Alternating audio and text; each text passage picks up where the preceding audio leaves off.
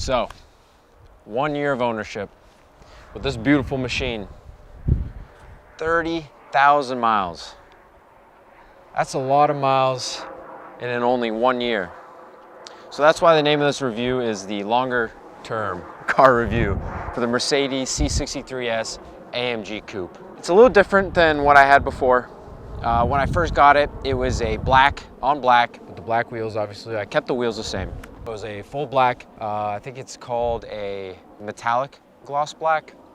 And then now it is a satin dark gray wrap C63s AMG Coupe. And I honestly think it looks a lot nicer than the black one. I love the black coupe, but this is something else. And I wanted to bring to you guys a video of owning the car, some of the things that I love, some of the things that kind of like cause issues, and whether or not this is like a good choice for someone who's in the same position as me.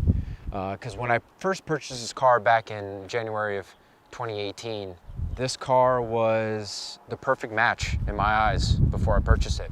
And I wanted something that was sporty, that was loud, and that was fun, and this checked all the boxes. So the first thing I want to go over, I think, is the reliability of this car. The engine is a 6.2 liter, no, I'm just kidding.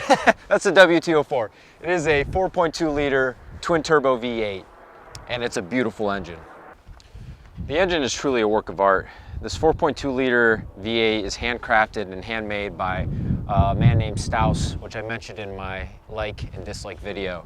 This engine has brought me so much joy, so much laughter, so much just crying of how amazing this car is and how brutal this engine is. When I was in the city one day, E63s pulled up to me and we were telling each other how much we loved our cars. And this was at a red light, downtown Philly. And the guy tells me, he says, the mileage just sucks, but you know how much miles per gallon you get on this car? The amount of money that you pay for the gas is nothing because you smile so much when you're driving these AMG hand-built cars. And I agree 100% with him. I've had so much fun with this car and I love it. And this engine is just so much power, so much torque. You know, I don't really find a lot of lag when I'm trying to step it, especially in Sport Plus or race mode. The power is almost instant. The only limitation really is the rubber. Your tires are the only limit if you want to go fast with this car, which is kind of amazing to think, just how much engineering went into this engine to think that, you know, after 30,000 miles, this car is still running beautifully.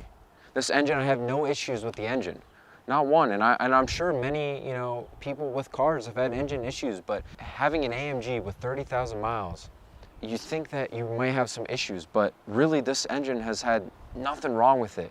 And I think, you know, if I continue to own this car, I'm not gonna have any more issues than I do right now, which is amazing. It really, truly is amazing for this engine. So one thing that's different about this 2018 C63S is that the grille is not the stock grille. So while we were wrapping the car at Driven Auto Styling, we managed to take the extra effort to retrofit this Panamericana grille onto the C63S 2018 because the 2019s have this grille, but the bumper is actually different than the 2018. So you couldn't take a 2019 Panamericana grille, I think that's what it's called, couldn't take that grille and put it on a 2018 and expect it to fit. So we did some hours, we did some work, so we cut the grille as well and we made it fit, and it just looks amazing. And that's the one thing that I'm jealous about the 2019 is that they have this grille stock. So if you're looking for an AMG, I'd get the 2019 just because of this grille. But if you have a 2018, feel free to come by to Driven Auto Styling and we'll be able to hook you up with a brand new grille, Panamericana grille, if you want that. And no problem, because it makes the car just look completely more aggressive. So one of the other things that's great about owning this car is the noise. The AMG 4.2 liter V8 engine, hand-built, as I said before, is a symphony of beautiful car engine noises that you'll ever hear from a stock performance exhaust on a car. And I'll play a clip right now for you guys to enjoy.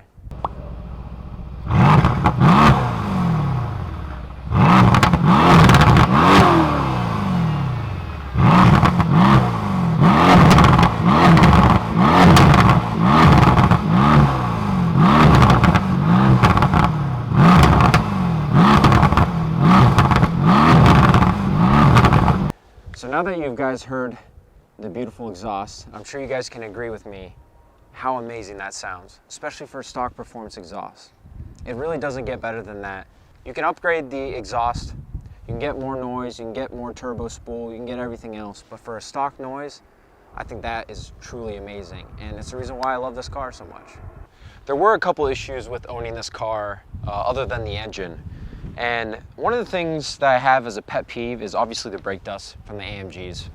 But it's not just the brake dust and like the physical and kind of just look of the car just from the brake dust on the wheels. It's actually the brakes itself. The brakes are very, very squeaky, and it's just like overpowering. And it kind of sucks because that's just the nature of the brakes. And Porsche actually released a very nice video explaining why these kind of high performance brakes squeak, but I think AMGs are more notorious for that kind of thing. I've noticed that it's gotten a lot worse over time. So when I first had the car, it wasn't as bad, but now as I've gotten more miles on it, I had the same rotors and the same pads. It's getting worse, and I'm replacing the pads soon just to see if the noise stops. But honestly, I think it might just be a rotor issue that I might have to get brand new rotors. And it kind of sucks, you know, at 30,000 miles, you shouldn't have to buy brand new rotors on this kind of car. So one of the other issues I had with this car that was huge was the rear suspension. So I was driving around and I noticed when I was in Philadelphia after driving through the city that it sounded like there was a dead body in my trunk. Yes, just because I'm Albanian doesn't mean I actually have dead bodies in my trunk. Thank you, Top Gear, Jeremy Clarkson, for that. But the issue was there was just some kind of loud thud. Any bump I went over. On the highway, it was fine. Didn't really cause any issue, but any little small bump, it was like dun, dun, dun, and it really, really bothered me, and I knew something was up. So I took it in for service, and they suggested a rear shock to be replaced, the left one. They didn't have it in stock, so I had to drive back, wait another couple weeks, new one came in. I got the left shock replaced, and on the test after they replaced the shock, they realized that the right one was making noise now. So I had to come back again, and meanwhile this is a 3-hour trip back and forth. I had to go back again, get the other shock replaced. It still made the noise. They couldn't find out and figure out the problem. So I took it to Mercedes-Benz of Cherry Hill, which a great dealership. If you have a Mercedes in the Philly, New Jersey, New York area, I highly suggest them, and they definitely don't know I'm making this video, but very good service, very good people. I love that dealership. Anyways, they went in and they suggested replacing the whole rear suspension. Pretty much everything in the back. If I didn't have warranty, that would suck. So when you're buying this type of car, and you're thinking about buying an AMG, a C63S, think about that, and think about whether or not you need a warranty or extended warranty, because these cars just, it isn't worth owning out of warranty. So the other thing about owning this car is the maintenance cost. When you have A and B and C service, you get the maintenance paid, but it costs a few $1,000s. And I don't have the exact numbers right now, but when you go in for your first oil change, which is the A, service A cost me about, I think, 600 to 700 bucks. And you know, it varies by dealership too, but for me it was around 600 to 700 bucks.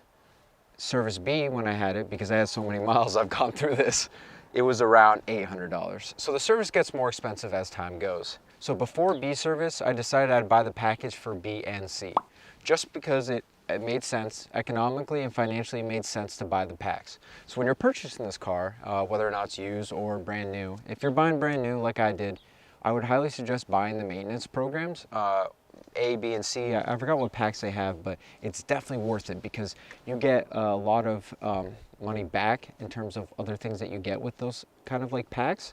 So I highly suggest doing that if you're going to purchase this car.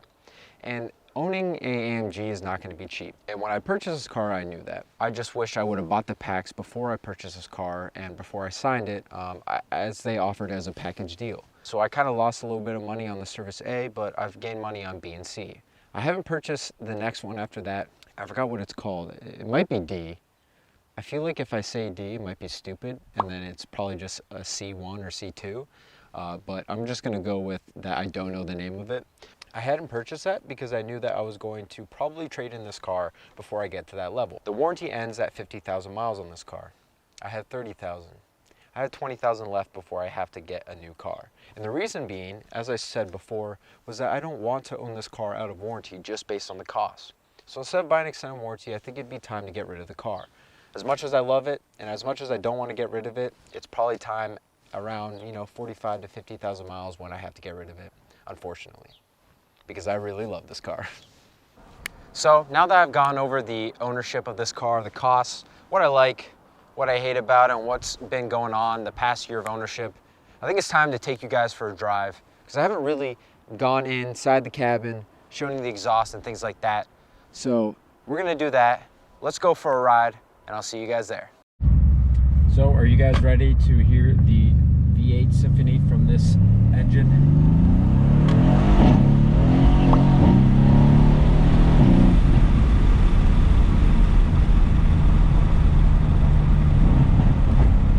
I love this engine so much, and its performance exhaust is, if you're buying a AMG C63s, the performance exhaust is a must. You have to have it. It just sounds so amazing, just like